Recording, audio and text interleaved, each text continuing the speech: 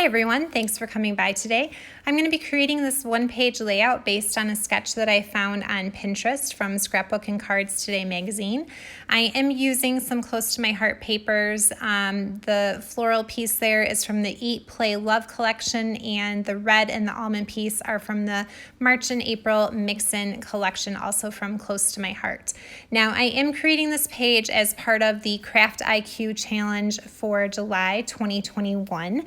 And one of the parts of that challenge is that you had to have a piece of red pattern paper that is taking up at least 2/3 of your layout. And I did pick those two photos right there that I showed earlier because my daughter had some red on in her dress, and I thought that that went well with the red pattern paper.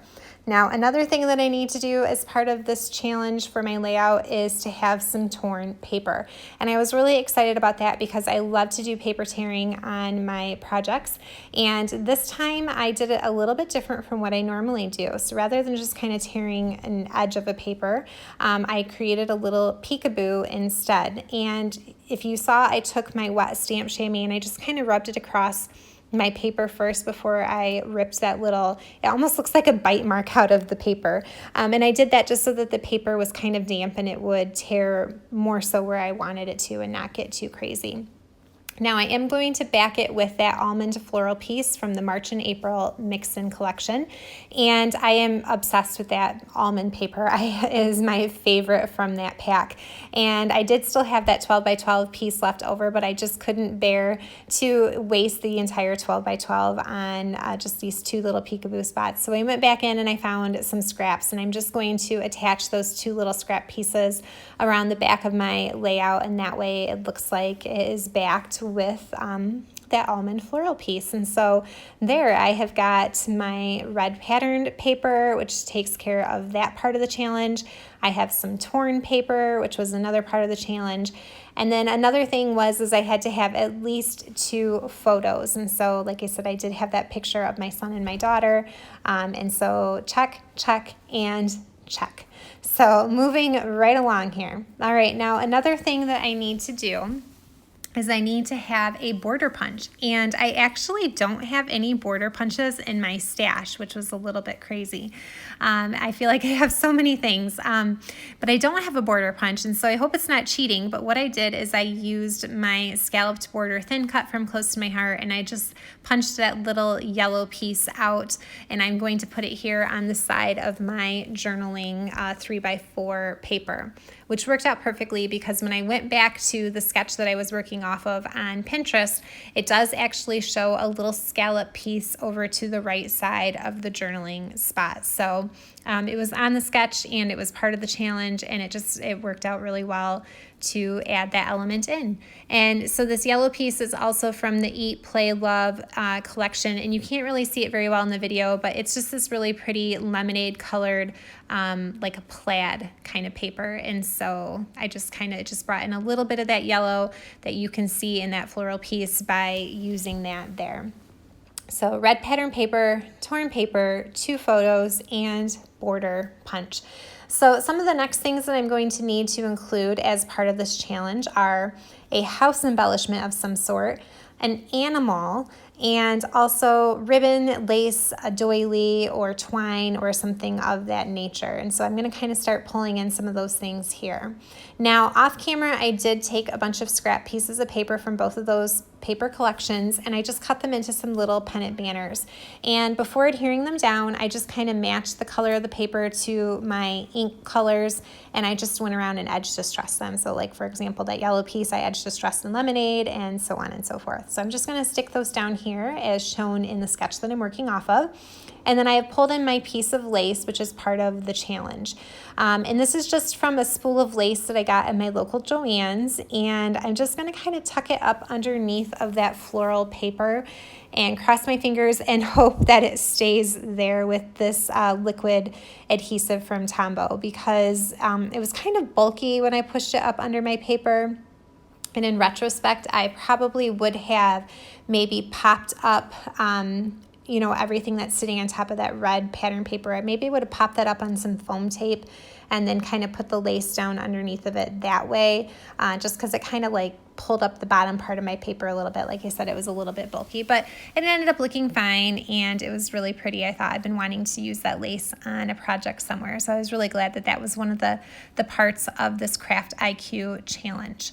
All right, so house embellishment and an animal. So this also worked out pretty perfectly because I have this stamp set called Winged Wishes from Close to My Heart, and I do also have it with the coordinating thin cuts.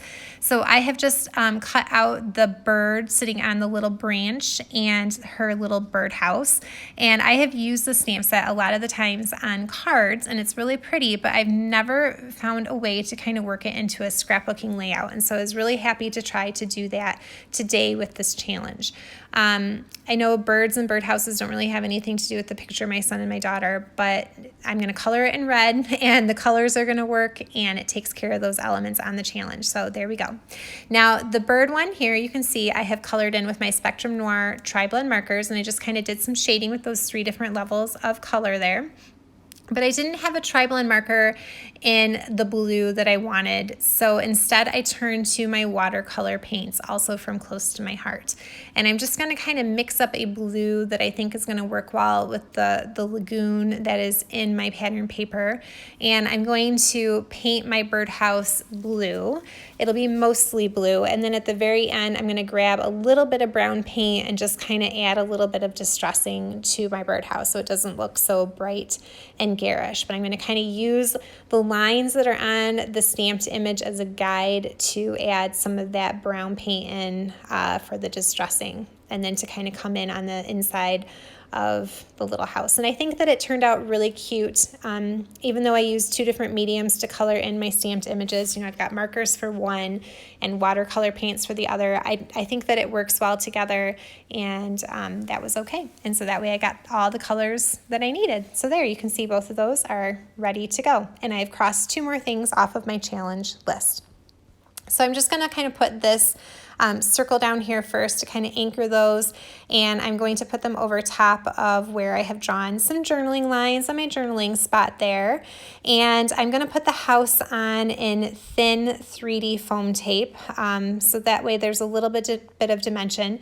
But I'm going to put the bird on her branch, I'm going to put that one up on regular foam tape, and so that way the bird's just a little bit higher than the birdhouse, but that both of them still have that dimension. So here I'm just going to kind of stick her over top of the house just a little bit, but like I said, definitely a lot of dimension there. All right, now one of the next things I need to do is I need to get a title on here before I get too far and forget.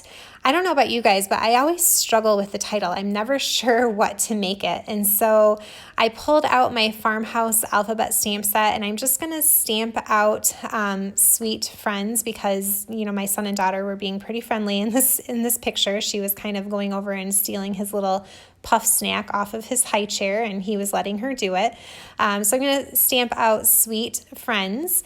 Please excuse my headband and messy hair there. I am actually, as I am finishing up this part of the layout, I'm in the middle of painting my kitchen, and I'm waiting for my first coat to dry so I can go put the second coat on. So I was in my painting gear as I was scrapbooking here, but I'm just going to stamp out my title is Sweet Friends, and I am stamping Sweet in Lagoon ink. And then I'm going to use a different stamp set, and this is actually from the Close to My Heart May album retreat, and it was like a special stamp set, but I think you can get it available on their website, which I will leave a link below.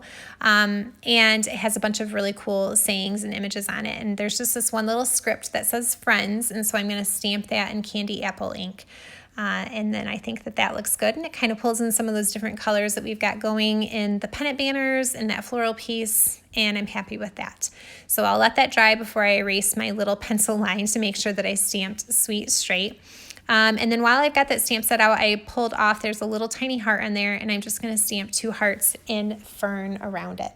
Now, another thing I need to do for this Craft IQ challenge is to have some gold. So I pulled out my gold shimmer brush, and I just am going to cover up my picture to make sure I don't accidentally get gold on my kids. And I'm just going to kind of splatter some little gold sparkles around my page, and it looks really cool. You can't see it as well in the video. I'll hold it up in just a second to show you, but in person, those gold flecks just look so pretty, and I think that the gold color works really well with all of the other papers and things that are going on this layout, so I was really happy about that part of the challenge. All right, and then the last thing that I need to do, and I think I will have covered everything, is to have some stars. And so I, of course, turned to my wood star embellishments from Close to My Heart. The wooden embellishments are my favorite. And if you like them, there are words and buttons and stars and hearts. They are actually retiring at the end of August. So I went on and ordered 3 bags of each of them so that I could use them as long as I possibly can, because I am so obsessed with them. So if you have been enjoying any of those wood embellishments as well, you're going to want to make sure that you pick some of those up before the end of summer. So I'm going to sprinkle a couple of wood stars around my page, keeping that visual triangle in mind. And then my page is basically done.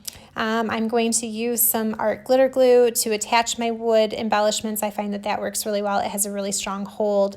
Even when I squish it down and some of the glue comes out underneath of it, it does dry clear and you can't see it when all is said and done. So that's pretty much it. I am done with this layout. This was a lot of fun. Like I said, this is part of that Craft IQ challenge from the Facebook group, and there are a whole bunch of ladies who are playing along, so I will link all of them below. Make sure that you stop by and see how they interpreted this challenge. I hope that you enjoyed and you feel inspired, and I really appreciate your stopping by to watch my video. If you enjoyed it, please give me a like and a comment, and happy crafting. I will see everyone later. Bye.